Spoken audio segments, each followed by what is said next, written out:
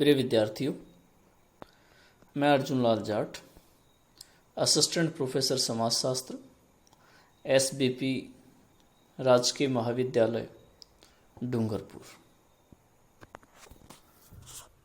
Online कक्षा शिक्षण में आप सभी का स्वागत है। आज का हमारा शिक्षण बिंदु है भ्रष्टाचार, जो कि स्नातक द्वितीय वर्ष समाजशास्त्र विषय से जुड़ा हुआ है। प्रिय विद्यार्थियों, जैसा कि हम जानते हैं कि भ्रष्टाचार दो शब्दों से मिलकर बना है, भ्रष्ट प्लस आचरण, अर्थात एक व्यक्ति द्वारा किया गया भ्रष्ट आचरण ही भ्रष्टाचार है। भ्रष्ट आचरण से यह तात्पर्य है ऐसा आचरण जो समाज द्वारा मान्यता प्राप्त नहीं है या एक व्यक्ति के पदीय अधिकार और दायित्वों के अनुकूल नहीं है। ऐसे आचरण को हम भ्रष्टाचार का आचरण कहते हैं। जब हम इसकी परिभाषाओं के बारे में बात करते हैं तो भ्रष्टाचार विरोधी समिति 1962 ने इसकी परिभाषा देते हुए कहा कि भ्रष्टाचार शब्द के व्यापक अर्थ में एक सार्वजनिक पद अथवा जनजीवन में उपलब्ध एक विशेष स्थिति के साथ संलग्न शक्ति तथा प्रभाव का अनुचित स्वार्थपूर्ण प्रयोग ही भ्रष्टाचार है। अर्थात किसी पदीय दायित्व से जुड़ी हुई शक्ति का अनुचित और स्व स्वार्थों की पूर्ति हेतु प्रयोग किया जाना ही भ्रष्टाचार है।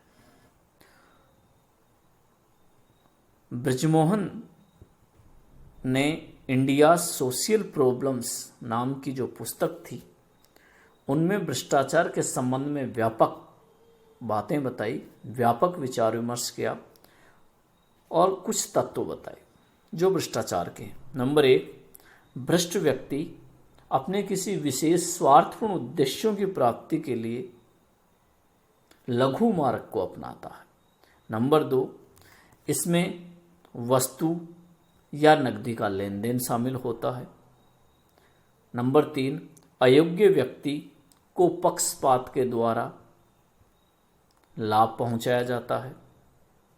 नंबर 4, भ्रष्टाचार स्वयं उद्देश्य भी है और एक साधन भी है। अगला, भ्रष्टाचार विधि द्वारा स्थापित कानून के विपरीत है, साथ ही नैतिकता के भी विपरीत। इस प्रकार के तत्व हैं वो भ्रष्टाचार में शामिल हैं। आइए अब हम जानते हैं भारत में भ्रष्टाचार के कारण। आखिर क्या कारण रहे कि भारतीय व्यवस्था में, भारतीय समाज में, भारतीय अर्थव्यवस्था में, राजनीति में और प्रशासन में भ्रष्टाचार एक संस्थागत रूप लेता जा रहा है। इसके क्या कारण है? पहला कारण है मूल्य में परिवर्तन। भारत का जो वर्तमान परिदृश्य है समाज का, इस परिदृश्य में यदि हम देखें तो सामाजिक मानदंडों, मूल्यों, नैतिकता, सहयोग, सहानुभूति जैसे जो परंपरागत मूल्य थे, उनका निरंतर पतन होता जा रहा है और इन सामाजिक मूल्यों का पतन ही कहीं ना कहीं भ्रष्टाचार का एक बहुत बड़ा कारण बनता जा रहा है, क्योंकि व्यक्ति को समाज का जो सामाजिक नियंत्रण था वो कम होता जा रहा है और इससे व्यक्ति सामाजिक दबाव का जो सामना करता था, उस सामाजिक दबाव में कहीं ना कहीं कमी आई है। नंबर 2, मुद्रा अर्थव्यवस्था का प्रसार। जब से अर्थव्यवस्था में नकदी मुद्रा का प्रचलन हुआ है और विनिमय होने लगा है, लोगों में लेन देन और विनिमय सरल हो गया है, जिससे अनुचित तरीकों से धन एकत्रित आसानी से हो रहा है। विशेष रूप से कागजी जो मुद्रा है, इसने भ्रष्टाचार को बढ़ाने में अपनी अहम भूमिका निभाई है। नंबर 3, प्रजातांत्रिक सरकार की संस्थागत खामियां। लोकतांत्रिक जो सरकारें हैं, जो कि एक निश्चित अवधि 5 वर्ष के लिए चुनी जा रही है, तो ये जो लोकतांत्रिक सरकारें हैं, इनमें चुनावों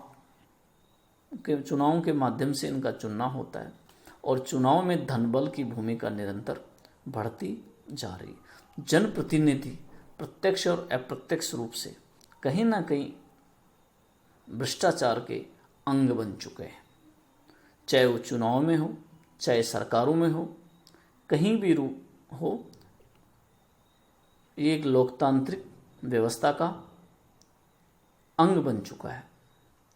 अगला, व्यापारियों और राजनेताओं का साठगांठ।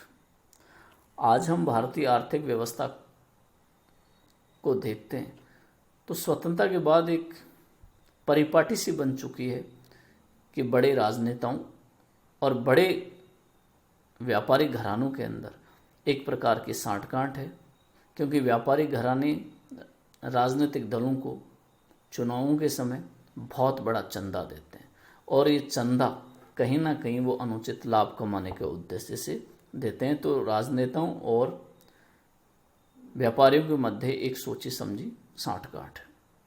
अगला है लोक कल्याणकारी राज्य का विस्तृत क्षेत्र। भारत जैसे देश में लोक कल्याणकारी राज्य की अवधारणा साकार हो रही है और स्वाभाविक है कि जब लोक कल्याणकारी राज्य कार्य करता है तो उसका कार्य क्षेत्र बहुत ही व्यापक हो जाता है। बड़े स्तर पर प्रशासनिक अधिकारी, कर्मचारी और इस प्रकार के मैकेनिज्म की व्यवस्था करनी पड़ती है, तो जिसमें नियंत्रण का जो व्यवस्था है वो कमज़ोर रहती है। अनेक कल्याणकारी योजनाएं चलाई जा रही हैं, तो इन सब में कहीं ना कहीं कमजोरियां रह जाती हैं और उन कमजोरियों का लाभ उठाकर भ्रष्टाचार पनपता है। भ्रष्टाचार नियंत्रण प्रावधानों का सफल क्रियान्वयन न होने पर, यद्यपि भारत जैसे देश में भ्रष्टाचार को रोकने के लिए व्यापक प्रावधान किए गए, लेकिन ये जो प्रावधान किए गए, इनका जो क्रियान्वयन हुआ वो उस स्तर का नहीं हो पाया जिस स्तर पर होना चाहिए। अर्थात इन प्रावधानों का क्रियान्वयन न होने के कारण भी कहीं ना कहीं भ्रष्टाचार को बढ़ावा मिला है। अगला, व्यक्तिवादी दृष्टिकोण का विकास। व्यक्तिवादी दृष्टिकोण हमारे समाज और राष्ट्र पर हावी होता जा रहा है और प्रत्येक व्यक्ति अधिकतम धन प्राप्ति चाहता है और यही जो धन प्राप्ति है वो कहीं ना कहीं भ्रष्टाचार को बढ़ाती है। अगला, बढ़ती महत्वाकांक्षा। हमारी जो महत्वाकांक्षाएं हैं वो लगातार बढ़ती जा रही। गुनार मिल्डर ने एशियन ड्रामा नामक जो पुस्तक लिखी, उसमें भारत के बारे में कहा कि बढ़ती हुई जो महत्वाकांक्षा है वो भारत में भ्रष्टाचार का एक बहुत बड़ा कारण है। आइए हम जानते हैं भ्रष्टाचार के प्रकार कौन कौन से प्रकार हैं। राजनीतिक भ्रष्टाचार। राजनीतिक भ्रष्टाचार से तात्पर्य है जो राजनीतिक दलों द्वारा, जनप्रतिनिधियों द्वारा किए जाते हैं। उद्योगपतियों, व्यापारियों से चंदा लेना, बदले में उनको लाइसेंस, परमिट देना, राजनीतिक संरक्षण देना, कालाबाजारी की छूट देना, इस प्रकार के। और इसी का दूसरा रूप है अयोग्य कर्मचारियों की भर्ती करवाना, प्रतियोगी परीक्षाओं, साक्षात्कार आदि में अवैध लाभ पहुंचाना, स्थानांतरण करना और साथ ही चुने हुए जनप्रतिनिधियों की खरीद फरोख्त करना। ये भी एक राजनीतिक भ्रष्टाचार का पार्ट है, सरकारें बनाना और बिगाड़ना। दूसरा प्रकार है सरकारी पदाधिकारियों द्वारा भ्रष्टाचार। सरकार के जो नुमाइंदे अधिकारी कर्मचारी हैं वो अपना कार्य इस प्रकार से करते हैं कि ज़्यादा से ज़्यादा धन की प्राप्ति की जा सके। जैसे परमिट देने, लाइसेंस देने, ठेके देने, इस प्रकार के जो कार्य हैं उनमें संबंधित जो उद्योगपति हैं या उससे जुड़े हुए जो लोग हैं उनसे साठगांठ करना, अवैध लाभ प्राप्त करना, ये सरकारी पदाधिकारियों द्वारा किया गया भ्रष्टाचार शामिल है। व्यापार में भ्रष्टाचार, व्यापारियों द्वारा व्यापारिक वस्तुओं की कालाबाजारी करना,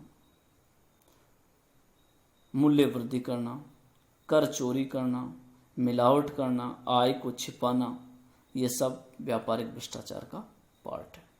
अगला है शैक्षणिक भ्रष्टाचार। शिक्षण संस्थाओं में भी आज भ्रष्टाचार अपने पांव पसार चुका है। ट्यूशन करना, प्रश्न पत्रों को परीक्षा से पहले ही परीक्षार्थियों को पहुंचाना, नकल करवाना, अंक बढ़ाना, इस प्रकार के जो कार्य हैं वो शिक्षण संस्थाओं में भी भ्रष्टाचार का एक रूप है। अगला है श्वेत वशन अपराध और भ्रष्टाचार। श्वेत वशन, व्हाइट कॉलर जो लोग हैं, अर्थात शिक्षा, राजनीति, खेल में उच्च स्तर पर जो पहुंचे हुए लोग हैं, उनके द्वारा अपने निहित स्वार्थों को साधने के लिए भ्रष्टाचार किया जाता है। आज के समय में श्वेत वशन अपराध और भ्रष्टाचार दोनों समाज की सबसे बड़ी समस्या बन चुकी है। आइए अब हम जानते हैं भ्रष्टाचार को रोकने के उपाय एवं सुझाव। आखिर क्या प्रयास हो रहे हैं भ्रष्टाचार को रोकने के लिए। पहला प्रयास होना चाहिए ईमानदार और निष्पक्ष तथा प्रजा के प्रति निष्ठावान राजनीतिक कार्यकर्ताओं का चयन। हमारे राजनेता, हमारे जनप्रतिनिधि, हमारे राजनीतिक कार्यकर्ता निष्पक्ष होने चाहिए, प्रजा के प्रति, जनता के प्रति निष्ठावान होने चाहिए और ईमानदार होने चाहिए। दूसरी, सरकारी कर्मचारी ईमानदार और निष्पक्ष। प्रत्येक अधिकारी और कर्मचारी, चाहे वो न्यायालय हो, चाहे पुलिस हो या अन्य कोई विभाग हो, उनको जनता के प्रति पूरी तरह ईमानदार और निष्पक्ष होना चाहिए और ईमानदारी के साथ अपने कार्यों को संपादित करना चाहिए। अगला, व्यापार में नैतिकता और ईमानदारी का समावेश हो। व्यापारियों में जो कालाबाजारी, मिलावटखोरी, अवैध लाइसेंस, इस प्रकार की जो गतिविधियां हैं, इनको रोका जाए। व्यापारियों में नैतिकता और ईमानदारी होनी चाहिए। अगला, भ्रष्टाचार रोकने के कानूनी प्रावधानों को कठोरता से लागू किया जाए, साथ ही पर्याप्त नियंत्रण की व्यवस्था की जाए। भ्रष्टाचार रोकने के जितने भी कानून बने हैं उन सब प्रावधानों में और कठोरता लाई जाए और जो भ्रष्ट अधिकारी, कर्मचारी हैं, उनके खिलाफ तत्काल कार्रवाई होनी चाहिए। साथ ही भ्रष्टाचार नियंत्रण की जो एजेंसियां हैं उन पर नियंत्रण भी होना चाहिए, नहीं तो फिर वो स्वच्छंदता की ओर आगे बढ़ जाएंगे। अगला, समाज में नैतिक मूल्यों पर बल दिया जाए। समाज में नैतिकता, ईमानदारी के जो मूल्य हैं उनकी पुनर्स्थापना होनी चाहिए। जन जागरूकता को बढ़ाया जाए। भ्रष्टाचार का एक सबसे बड़ा कारण है जन जागरूकता की कमी, इसलिए प्रत्येक व्यक्ति को अपने से जुड़े हुए बातों के प्रति जागरूक होना चाहिए। भ्रष्ट अधिकारी और जो कर्मचारी हैं उनका सामाजिक बहिष्कार किया जाना चाहिए। अगला, राजनेताओं हेतु आदर्श आचार संहिता का कठोरता से पालन करवाने की कोई विधिवत वैधानिक व्यवस्था की जाए। अगला, प्रशासनिक कार्यों में पारदर्शिता लाई जाए। प्रशासनिक गोपनीयता की जो बातें, उनके स्थान पर ट्रांसपेरेंसी लाई जानी चाहिए, पारदर्शिता लाई जानी चाहिए। जनता से जुड़े हुए कार्यों का जनता को जानकारी होना आवश्यक है। अगला, केंद्रीय स्तर पर लोकपाल और प्रत्येक राज्य में लोकायुक्त की अविलंब स्थापना होनी चाहिए। हम 1970 के दशक से इस बात का प्रयास करेंगे प्रत्येक राज्य में लोकायुक्त हो और केंद्र में लोकपाल हो। अभी तक भी बहुत से राज्यों में नहीं हो। कुछ ही समय पहले केंद्र में लोकपाल की स्थापना हुई, तो उसे पर्याप्त अधिकार दिए जाएं कि भ्रष्टाचार को रोका जा सके, उसके कार्य क्षेत्र को व्यापक किया जाना चाहिए। इस प्रकार के हम समन्वित और साझा प्रयास करें ताकि हम भ्रष्टाचार को रोक सकें। और आज भारत की जो अर्थव्यवस्था है उसमें एक बहुत बड़ा भाग भ्रष्टाचार से जुड़ा हुआ है। इस पर तत्काल रोक लगाई जाए ताकि हम एक समृद्ध और विकसित भारत का निर्माण कर सकें।